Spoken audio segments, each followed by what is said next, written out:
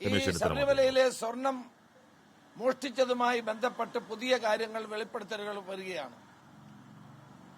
ഇതിനൊരു അന്തർദേശീയ മാനമുണ്ട്.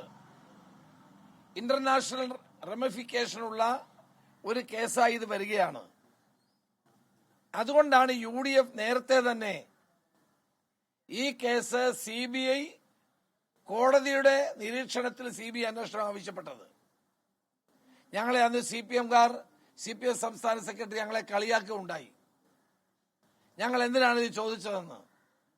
SIT വെച്ചപ്പോൾ ഞങ്ങൾ എതിർക്കാൻ പോയില്ല. കാരണം SIT നല്ല നിലയിൽ ജോലി ചെയ്യുകയാണെങ്കിൽ നമുക്കതിനെ പിന്തുണയ്ക്കേണ്ട കാര്യമുണ്ടല്ലോ.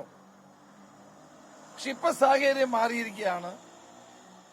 അന്താരാഷ്ട്ര ആന്റിക് സ്മഗ്ലേഴ്സിന് ഇതുമായിട്ട് ബന്ധമുണ്ടെന്നുള്ള വാർത്തകൾ പുറത്തു വരുന്നതോടൊപ്പം ഇതിന് അന്തർദേശീയ മാനങ്ങളുള്ളൊരു കേസായി മാറുമ്പോൾ UDF നേരത്തെ പറഞ്ഞ അന്വേഷണം ആയിരിക്കും ഇനി ഫലപ്രദമെന്നാണ് എന്റെ വിലയിരുത്തൽ.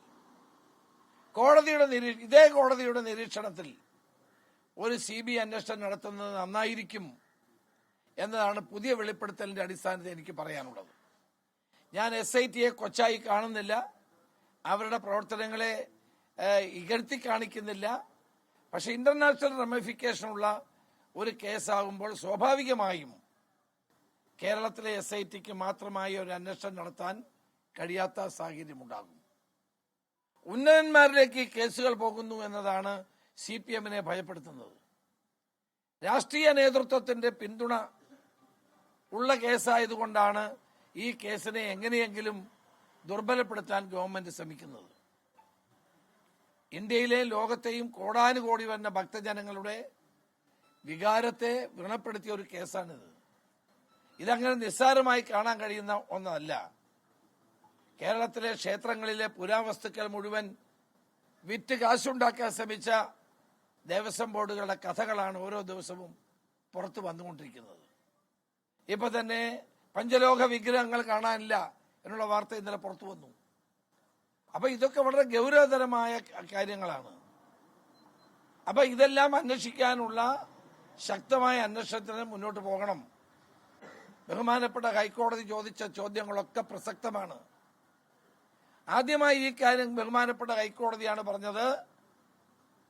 സുഭാഷ് കപൂർ എന്ന ഇന്റർനാഷണൽ സ്മഗ്ലിംഗ് ഏജന്റ് നടത്തിക്കൊണ്ടിരിക്കുന്ന പ്രവർത്തനങ്ങളെപ്പറ്റി ചോദിച്ചത്.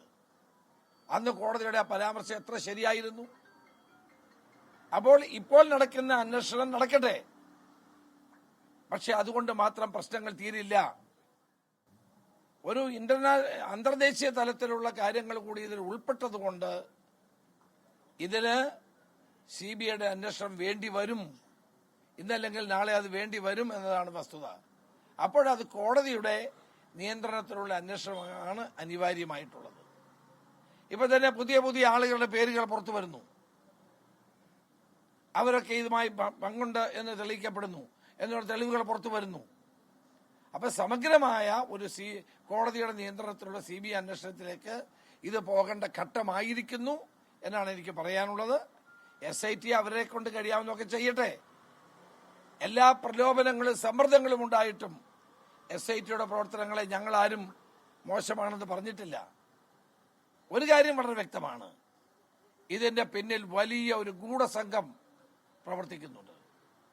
ആ ഗൂഢസംഘത്തിന് കേരളത്തിൽ ഇന്ന് അധികാരത്തിലിരിക്കുന്ന ഗവൺമെന്റിന്റെ ഉത്തരവാദിത്തപ്പെട്ട സ്ഥാനങ്ങളിലിരിക്കുന്ന ആളുകളുമായി ബന്ധമുണ്ട്. ഒരു വലിയ ഗൂഢസംഘം ഈ ശബരിമലയിലെ കൊള്ളയുടെ പിന്നിലുണ്ട്. വലിയ ആസൂത്രിതമായ ഒരു ഗൂഢാലോചന ഇതിന്റെ പിന്നിലുണ്ട് എന്നുള്ളത് സത്യമാണ്. ഇതെല്ലാം പുറത്തു കൊണ്ടുവരേണ്ട സാഹചര്യമാണ് ഇപ്പോൾ നിലവിലുള്ളത്. ലോകത്തെവിടെയായാലും ഏത് സമയത്തും 24 വാർത്തകളും ഓഗ്മെന്റഡ് റിയാലിറ്റി പാക്കേജുകളും എക്സ്പ്ലെയിനറുകളും വിശദമായി കാണാൻ ഞങ്ങളുടെ YouTube ചാനൽ നിങ്ങൾക്ക് സബ്സ്ക്രൈബ് ചെയ്യാം.